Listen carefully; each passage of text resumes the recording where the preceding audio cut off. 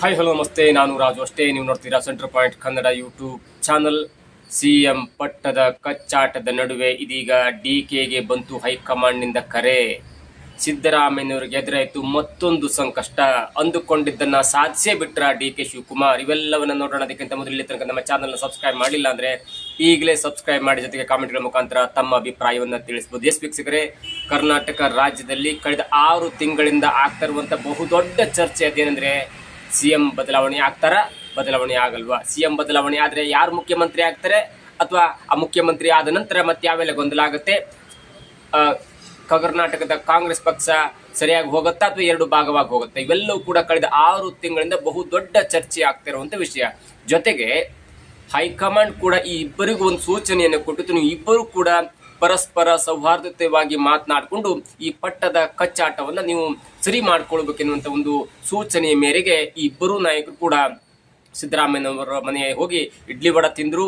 ಸಿದ್ದರಾಮಯ್ಯನವರು D K Shivakumar ಅವರ ಮನೆಗೆ ಬಂದು ನಾಟಿ ಕೋಳಿ ಮತ್ತು ಇಡ್ಲಿ ತಿಂದು ಎಲ್ಲವೂ ಸರಿಯಾಯಿತು ಎನ್ನುವಂತ ಒಂದು ಮಾತುಕತೆ, ಒಂದು ಸಂದೇಶವನ್ನ ಸಮಾಜಕ್ಕೆ ಸಾರುವಂತ ನಿಟ್ಟಿನಲ್ಲಿ ಎಷ್ಟೇ ಪ್ರಯತ್ನ ಮಾಡಿದ್ರು ಕೂಡ ಈ ಎರಡೂ ಬಣದ ಸದಸ್ಯರು ತಮ್ಮ ತಮ್ಮ ನಾಯಕರ ಪರವಾಗಿ ಬ್ಯಾಟ್ ಬೀಸ್ತಾ ಮತ್ತು ಸಿಎಂ ಪಟ್ಟದ ಗೊಂದಲ ಇನ್ನೂ ಇದೆ ಎನ್ನುವುದನ್ನ ಪದೇ ಪದೇ ಸಾಬೀತು ಮಾಡ್ತಾ ಇದ್ರು. ಮತ್ತು ಈ ಜನವರಿಯ 8ನೇ ತಾರೀಕಿನಂದು ಸಿದ್ದರಾಮಯ್ಯನವರು ಬಹುದೊಡ್ಡ ದಾಖಲೆಯಾಗಿರುವಂತಹ ದೇವರಾಜು ಅರಸು ಅವರ ಒಂದು ಸರ್ವಕಾಲಿಕ ದಾಖಲೆ, ಸುದೀರ್ಘ ಸಿಎಂ ಅವಧಿಯ ದಾಖಲೆಯನ್ನು 3 ಹಂತದಲ್ಲಿ ಇದೀಗ ದಾಪುಗಾಲ ನೀಡ್ತಾ ಇದ್ದಾರೆ. ಮತ್ತು ಜನವರಿ 9ಕ್ಕೆ ಸಿಎಂ ಪಟ್ಟದ ಒಂದು ಗೊಂದಲಕ್ಕೆ ತೆರೆ ಬೀಳುತ್ತೆ ಮತ್ತು ಡಿ ಕೆ ಶಿವಕುಮಾರ್ ಅವರು ಮುಖ್ಯಮಂತ್ರಿ ಆಗ್ತಾರಾ ಇಲ್ವಾ ಎನ್ನುವುದು ಪಕ್ಕ ಆಗುತ್ತೆ ಅನ್ನೋ ಕೂಡ ಇದೀಗ ಚರ್ಚೆ ಆಗ್ತಾ ಇರುವಂತ ವಿಷಯ. ಇದರ ಮಧ್ಯೆ ಇದೀಗ ಡಿ ಕೆ ಶಿವಕುಮಾರ್ ಅವರಿಗೆ ಹೈಕಮಾಂಡ್ ಒಂದು ಕರೆ ಬಂದಿದೆ.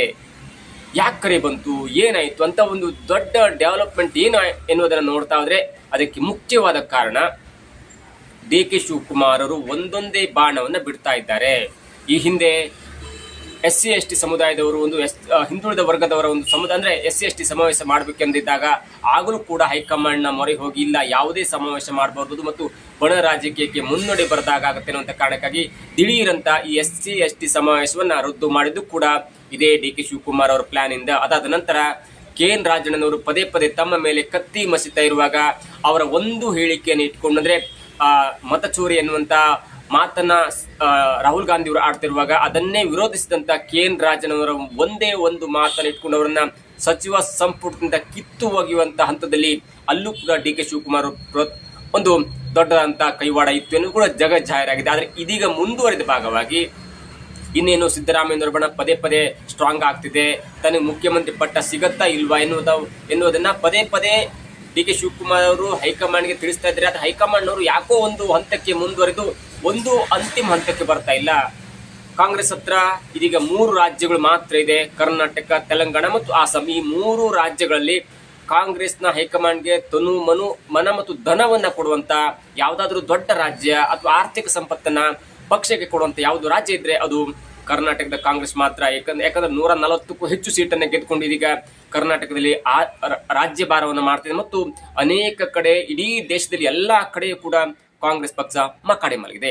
ಇಂಥ ಹಂತದಲ್ಲಿ ಏನಾದ್ರೂ ಕಾಂಗ್ರೆಸ್ ಪಕ್ಷದಲ್ಲಿ ಬದಲಾವಣೆ ಮಾಡಿ ಸಿದ್ದರಾಮಯ್ಯನವರ ಕೆಳಗಿಳಿಸಿ ಡಿ ಕೆ ಶಿವಕುಮಾರ್ ಅವರನ್ನು ಏನಾದ್ರೂ ಮುಖ್ಯಮಂತ್ರಿ ಮಾಡಿದ್ರೆ ಅಲ್ಲೇನಾದ್ರೂ ಹೆಚ್ಚು ಕಡಿಮೆಯಾಗಿ ಪಕ್ಷವೇ ಇಬ್ಬಾಗ ಆಗಿ ಏನಾದ್ರೂ ಸರ್ಕಾರ ಪತನವಾಗುವಂತ ಹಂತಕ್ಕೆ ಬರುತ್ತಾ ಎನ್ನುವಂತ ಮುಂದಾಲೋಚನೆ ಮತ್ತು ಭಯ ಕೂಡ ಕಾಡ್ತಾ ಇದೆ. ಅದರ ಮಧ್ಯೆ ಇದೀಗ ಡಿ ಕೆ ಶಿವಕುಮಾರ್ ಮತ್ತೊಂದು ಬಾಣವನ್ನು ಬಿಟ್ಟಿದ್ದಾರೆ. ಅದೇನಂದ್ರೆ, ಸಿದ್ದರಾಮಯ್ಯನವರ ಅವಧಿಯಲ್ಲಿ ಮತ್ತೊಂದು ದೊಡ್ಡ ಸದ್ದು ಮಾಡಬೇಕು ಎನ್ನುವಂತ ಕಾರಣಕ್ಕಾಗಿ ತನ್ನ ಒಂದು ಬೆಂಗಳೂರಿನ ಉಸ್ತುವಾರಿಯಲ್ಲಿರುವಂತಹ GBAದ ಒಂದು ಮುಖಂಡತ್ವದಲ್ಲಿ, GBA ಅಂದ್ರೆ ಗ್ರೇಟರ್ ಬೆಂಗಳೂರು ಅಥಾರಿಟಿ ಎನ್ನುವಂತ ಒಂದು ಮುಖಂಡತ್ವದಲ್ಲಿ ಮತ್ತು ಅವರ ಒಂದು ಕಮಿಷನರೇಟ್ ಮುಖಂಡತ್ವದಲ್ಲಿ ಕೋಗಿಲು ಎನ್ನುವಂತ ಒಂದು ಜಾಗದಲ್ಲಿ ಸುಮಾರು 200ಕ್ಕೂ ಹೆಚ್ಚು ಅಕ್ರಮ ವಲಸಿಗರ, ಅಕ್ರಮ ನಿವಾಸಿಗಳ ಮನೆಗಳನ್ನ ಬುಲ್ಡೇಜರ್ ಸಮೇತ ನುಗ್ಗಿಸಿ ಅದನ್ನು ನೆಲಸಮ ಮಾಡಿದ್ರು ಮತ್ತು ಸಾವಿರಾರು ಹೆಚ್ಚು ಜನ ಇದೀಗ ಬೀದಿಗೆ ಬಂದು ತಲುಪಿದ್ದಾರೆ. ಅದು ಈಗ ದೊಡ್ಡ ಸುದ್ದಿ ಆಗ್ತಿದೆ ಮತ್ತು ರಾಷ್ಟ್ರಾದ್ಯಂತ ಇದೀಗ ದೊಡ್ಡ ಸುದ್ದಿ ಮತ್ತು ಸದ್ದು ಗದ್ದಲ ಎಲ್ಲವನ್ನು ಕೂಡ ಮಾಡ್ತಿದೆ. ಆದ್ರೆ ಅದು ಹೆಸರು ಯಾರಿಗೆ ಬರ್ತಾ ಇದೆ ಅಂದ್ರೆ, ಬೆಂಗಳೂರಿನ ಉಸ್ತುವಾರಿ ಸಚಿವರಾದಂಥವರು ಡಿ ಕೆ ಶಿವಕುಮಾರ್ ಅವರು ಅವರಿಗೆ ನೋಟಿಸ್ ಕೊಟ್ಟು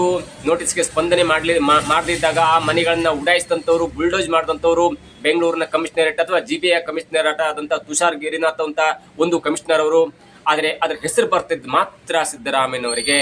ನೋಡಿ, ಇದು ಪ್ಲಾನ್ ಅಂದ್ರೆ ಇಲ್ಲಿಯ ತನಕ ಆ ಪ್ಲಾನ್ ಒಂದು ಹಂತಕ್ಕಿತ್ತು. ಆದ್ರೆ ಇದೀಗ ಯಾವಾಗ ಕೇರಳ ಸರ್ಕಾರ ಸ್ವತಃ ಟ್ವೀಟ್ ಮಾಡಿ ಕೇರಳದ ಮುಖ್ಯಮಂತ್ರಿ ಆಗಿರುವಂತ ಮತ್ತು LDF ಪಕ್ಷದ ಅಭ್ಯರ್ಥಿ ಅಥವಾ ಮುಖ್ಯಮಂತ್ರಿ ಆಗಿರುವಂತ ಕೇರಳದ ಮುಖ್ಯಮಂತ್ರಿ ಪಿಣರಾಯಿ ವಿಜಯನ್ ಅವರು ಸ್ವತಃ ಟ್ವೀಟ್ ಮಾಡಿ ಸಿದ್ದರಾಮಯ್ಯನವರ ಸರ್ಕಾರವನ್ನ ಹಿಗ್ಗಾಮುಗ್ಗ ತರಾಟೆಗೆ ತೆಗೆದುಕೊಂಡ ನಂತರ ಇದೀಗ ಅಂದುಕೊಂಡಿದ್ದನ್ನ ಸಾಧಿಸೇ ಬಿಟ್ರ DK ಶಿವಕುಮಾರ್ ಎನ್ನುವುದು ಇದೀಗ ಜಗ ಛಾಯರಾಗ್ತಾ ಇದೆ. ಹಾಗಾಗಿ ಈ ಎಲ್ಲ ವರದಿಯನ್ನ ಕೇಳಿ ಇದೀಗ ವೇಣುಗೋಪಾಲ್ ಅವರು ಅಂದ್ರೆ ಕಾಂಗ್ರೆಸ್ ಪಕ್ಷದ ಪ್ರಧಾನ ಕಾರ್ಯದರ್ಶಿ ಆಗಿರುವಂತಹ KC ವೇಣುಗೋಪಾಲ್ ಅವರು ಇದೀಗ DK ಶಿವಕುಮಾರ್ ಅವರಿಗೆ ಕರೆ ಮಾಡಿ ಏನಾಯಿತು, ಯಾಕೆ ಹೀಗಾಯಿತು, ಎಲ್ಲವನ್ನು ಕೂಡ ತನಗೆ ರಿಪೋರ್ಟ್ ಕೊಡಿ ಅನ್ನುವಂತ ಒಂದು ಕಾಲ್ ಅನ್ನ ಮಾಡಿದ್ದಾರೆ ಎನ್ನುವುದು ಇದೀಗ ಸುದ್ದಿ ಮಾಧ್ಯಮಗಳು ಹರಿದಾಡ್ತಿದೆ. ನೋಡಿ, ಇಲ್ಲಿ ಪ್ರಮುಖವಾಗಿ 2 ವಿಷಯವನ್ನು ಗಮನಿಸಬೇಕು.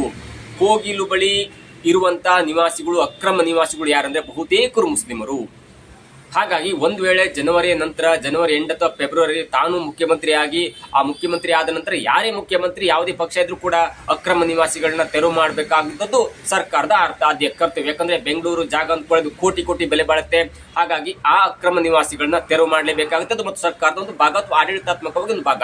ಅದು BJP ಇರಲಿ, JDS ಇರಲಿ, ಸಿದ್ದರಾಮಯ್ಯನವರಿರಲಿ ಅಥವಾ DK ಶಿವಕುಮಾರ್ ಅವರು ಮುಂದಿನ ಮುಖ್ಯಮಂತ್ರಿ ಆಗಲಿ, ಎಲ್ಲರೂ ಕೂಡ ಅದನ್ನ ಮಾಡಲೇಬೇಕಾಗುತ್ತೆ. ಮತ್ತು ಇಲ್ಲಿ ತನಕ ಸಿದ್ದರಾಮಯ್ಯನವರ ಸರ್ಕಾರ ಅದನ್ನ ಸ್ಟ್ಯಾಂಡ್ ಅನ್ನ ಎಲ್ಲೂ ಕೂಡ ಹಿಂದೆ ತೆಗೆದುಕೊಂಡಿಲ್ಲ. ಇಲ್ಲ, ಅದು ನಮ್ಮ ಸ್ಟ್ಯಾಂಡ್ ಸರಿಯಾಗಿದೆ. ಕೇರಳ ಸರ್ಕಾರಕ್ಕೆ ತಮ್ಮ ಒಂದು ರಾಜ್ಯದಲ್ಲಿ ಏನೆಲ್ಲ ಅನಾಹುತ ಆಗ್ತಿದೆ ಮತ್ತು ತಮ್ಮ ರಾಜ್ಯದಲ್ಲಿ ಹಿಂದುಳಿದ ವರ್ಗದವ್ರಿಗೆ ಏನೆಲ್ಲ ಆಗತ್ತೆ ಅನ್ನೋದನ್ನ ಮನವರಿಕೆ ಮಾಡಿಕೊಳ್ಳಿ, ಅದಾದ ನಂತರ ನಮ್ಮ ರಾಜ್ಯದ ವಿಷಯಕ್ಕೆ ಬರಲಿ ಅನ್ನುವಂತಹ ಖಡಕ್ ನಿರ್ಣಯವನ್ನ, ಖಡಕ್ ಉತ್ತರವನ್ನ ಸಿದ್ದರಾಮಯ್ಯನವರು ಕೊಟ್ಟಿದ್ದಾರೆ ಮತ್ತು DK ಶಿವಕುಮಾರ್ ಕೊಟ್ಟಿದ್ದಾರೆ. ಆದ್ರೆ ಇಲ್ಲಿ ಗಮನಿಸಬೇಕಾದಂತ ವಿಚಾರ ಅಂದ್ರೆ, ಕೋಗಿಲು ಬಳಿ ವಾಸವಿದ್ದಂತ ಅಕ್ರಮ ನಿವಾಸಿಗಳಲ್ಲಿ ಬಹುತೇಕರು ಮುಸ್ಲಿಮರು.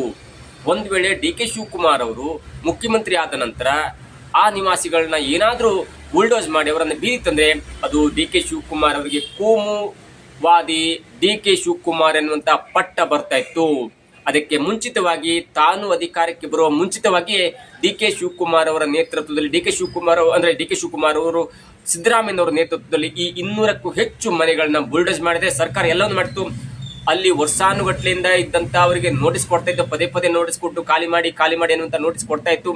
ಆದ್ರೂ ಕೂಡ ಯಾವ ನಿವಾಸಿಗಳು ಕೂಡ ಅಲ್ಲಿಂದ ಜಾಗ ಖಾಲಿ ಮಾಡುವಂತ ಒಂದು ವಿಚಾರಕ್ಕೆ ಬರಲಿಲ್ಲ ಮತ್ತು ಆ ಜಾಗವನ್ನು ಕೂಡ ಖಾಲಿ ಮಾಡಲಿಲ್ಲ. ಹಾಗಾಗಿ ಅಲ್ಲಿ ಇದ್ದಂತ 200 ಮನೆಗಳನ್ನು ಕೂಡ ಬುಲ್ಡೋಸ್ ಮಾಡ್ತು. ಅದರ ಎಲ್ಲಾ ಹೊಣೆ ಇದೀಗ ಸಿದ್ದರಾಮಯ್ಯನವರ ಮೇಲೆ ಬಂದಿದೆ. ಯಾವ ಮಟ್ಟಕ್ಕೆ ಸಿದ್ದರಾಮಯ್ಯನವರನ್ನ ಕೇರಳದವರು ಅವಹೇಳನ ಮಾಡ್ತಿದ್ದಾರೆ, ಅವರನ್ನ ನಿಂದಿಸ್ತಿದ್ದಾರೆ ಅಂದ್ರೆ, ಕೇರಳದ ರಾಜ್ಯಸಭಾ ಸದಸ್ಯರಾಗಿರುವಂತಹ LDFನ ಒಂದು ಪಕ್ಷದ ರಾಜ್ಯಸಭಾ ಸದಸ್ಯರಾಗಿರುವಂತಹ ರಹೀಮ್ ಅವರು ಕೋಗಿಲು ಸ್ಥಳಕ್ಕೆ ಬಂದು ಅಲ್ಲಿ ಸಿದ್ದರಾಮಯ್ಯನವರ ವಿರುದ್ಧ ವಾಚಾನುಗೋಚರವಾಗಿ ದಾಳಿಯನ್ನು ಮಾಡ್ತಿದ್ದಾರೆ, ಮಾತನಾಡ್ತಿದ್ದಾರೆ ಮತ್ತು ವಿರೋಧವನ್ನು ವ್ಯಕ್ತಪಡ್ತಿದ್ದಾರೆ.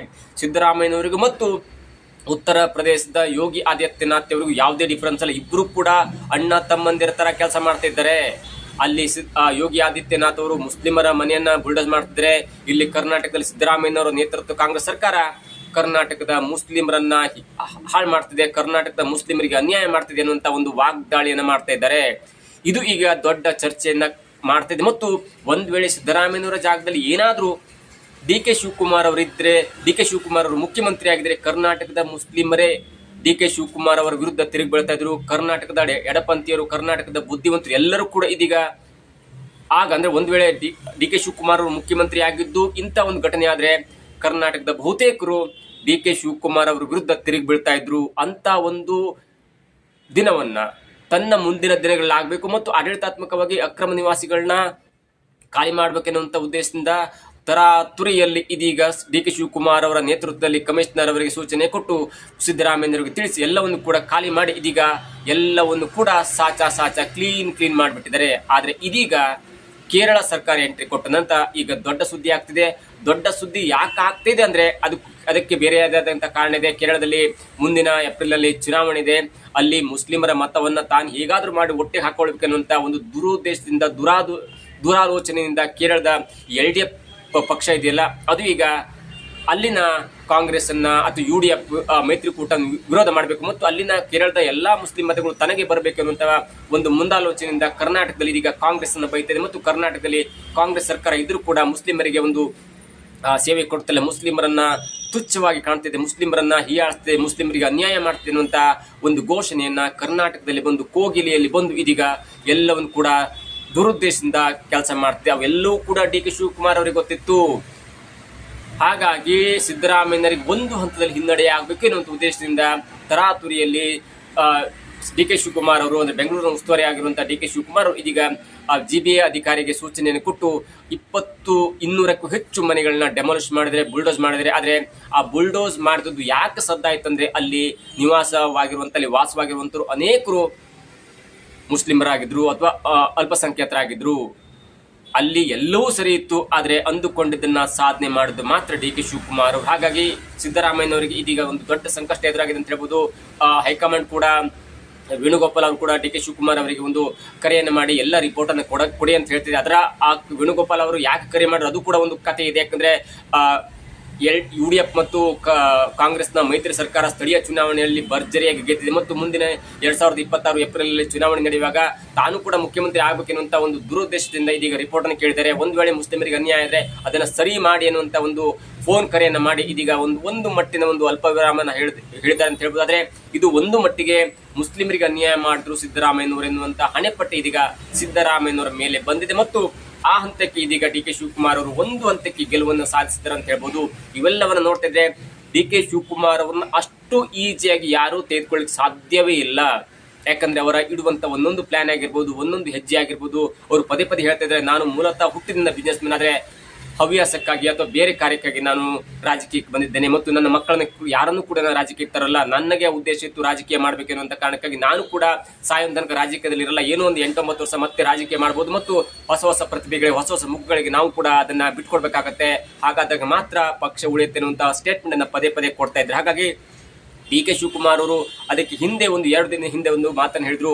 ನಾನು KPCC ಅಧ್ಯಕ್ಷರಾಗಿ ಕಾರ್ಯ ಮಾಡಿದ್ದೇನೆ, ನಾನು ಕಾರ್ಯಕರ್ತನಾಗಿ ಇರ್ಲಿಕ್ಕೆ ಇಷ್ಟಪಡ್ತೇನೆ ಮತ್ತು KPCC ಕಚೇರಿಯಲ್ಲಿ ಕಸ ಹೊಡೆದಿದ್ದೇನೆ, ಬಾತ್ರೂಮ್ ತೊಳೆದು ಎಲ್ಲವನ್ನೂ ಮಾಡಿದ್ದೇನೆ. ಕೇವಲ ಸ್ಟೇಜಿಗೆ ಬಂದು ಭಾಷಣ ಮಾಡುವಂತ ವ್ಯಕ್ತಿ ನಾನಲ್ಲ. ನಾನು ಬೂತ್ ಮಟ್ಟದಿಂದ ಒಂದು ಗ್ರೌಂಡ್ ಲೆವೆಲ್ ಇಂದ ಪಕ್ಷವನ್ನ ಕಟ್ಟಿದ್ದೇನೆ ಅನ್ನುವಂತ ನೇರವಾದ ಮಾತನ್ನ ಸಿದ್ದರಾಮಯ್ಯನವರಿಗೆ ಹೇಳಿದ್ದಾರೆ. ಯಾಕಂದ್ರೆ ಸಿದ್ದರಾಮಯ್ಯನವರು ವಲಸೆ ಬಂದಂತವರು 2006ರಲ್ಲಿ ಕಾಂಗ್ರೆಸ್ ಪಕ್ಷಕ್ಕೆ ಬಂದು 2013ರಲ್ಲಿ ಮುಖ್ಯಮಂತ್ರಿಯಾಗಿ ಪಟ್ಟವನ್ನು ಅಲಂಕರಿಸಿದಂತವರು ಮತ್ತು ಅವರು ಸಂಘಟನೆ ಮಾಡುವ ಬದಲು ಭಾಷಣವೇ ಜಾಸ್ತಿ ಮಾಡ್ತಾರೆ ಅನ್ನೋದು ಕೂಡ ಇದೀಗ ಅವರ ಹೇಳಿಕೆಯಿಂದ ಅಥವಾ ಅವರ ಒಂದು ಮಾತಿನಿಂದ ಅರ್ಥ ಆಗುತ್ತೆ. ಇವೆಲ್ಲವನ್ನ ನೋಡ್ತಾ ಇದ್ರೆ ಕೋಗಿಲು ಬಳಿ ಆದಂತ ಘಟನೆ, ಬುಲ್ಡೋಸ್ ಮಾಡ್ತಾ ಆಗಿರ್ಬೋದು, ಅಲ್ಲಿ ಕೇರಳ ಸರ್ಕಾರ ಎಂಟ್ರಿ ಆಗಿದ್ದಿರ್ಬೋದು ಅಥವಾ ಕೇರಳದ ರಾಜ್ಯಸಭೆ ಸದಸ್ಯರಾಗಿರುವಂತಹ ರಹೀಮ್ ಅವರು ಎಂಟ್ರಿ ಆಗಿ ಸಿದ್ದರಾಮಯ್ಯನವರು ಬೈದಿದ್ದಾಗಿರ್ಬೋದು, ಎಲ್ಲವೂ ಕೂಡ ಡಿ ಕೆ ಶಿವಕುಮಾರ್ ಅವರಿಗೆ ಗೊತ್ತಿದೆ ಮತ್ತು ಅದನ್ನ ಮಾಡಿ ಅಥವಾ ಆಗತ್ತೆ ಅಂತ ತಿಳ್ಕೊಂಡು ಕೂಡ ಬುಲ್ಡೋಸ್ ಮಾಡಿದ್ರ ಹಿಂದೆ ಡಿ ಕೆ ಶಿವಕುಮಾರ್ ಅವರು ಕೂಡ ಇದ್ದಾರೆ ಮತ್ತು ಅದರ ಒಂದು ಫಲಿತಾಂಶ ಕೂಡ ಡಿ ಕೆ ಶಿವಕುಮಾರ್ ಅವರಿಗೆ ಅರ್ಥ ಆಗಿತ್ತು ಮತ್ತು ಹೀಗೆ ಆಗುತ್ತೆ ಅನ್ನೋದು ಕೂಡ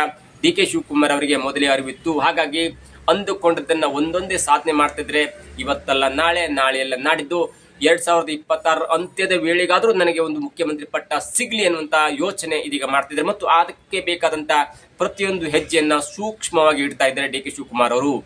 ಇದಾಗುತ್ತೆ ಇವತ್ತಿನ ವಿಶೇಷ. ನೋಡ್ತಾ ಇರಿ centre point Kannada YouTube channel.